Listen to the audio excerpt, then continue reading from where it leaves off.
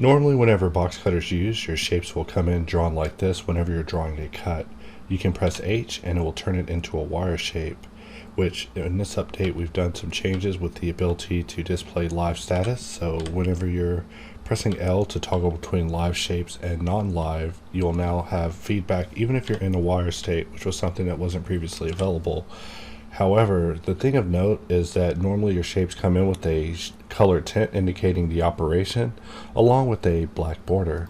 However, if we were to press Ctrl K to use the HardOps helper for displaying preferences and go to the Boxcutter side, we can actually look at the Boxcutter side without having to bring up our preferences. And if we look at wire, we see that there's an option on the other side. We'll actually use the mode of the color to shade the outer border of the wire. So now you see that we're drawing a red shape with a red wire. If we were to press D and just switch over to slice, we're able to draw a yellow shape with a yellow border, which at first we thought seemed like a pretty good idea with intersect, orange border with the orange shape, that intersect cuts out the shape.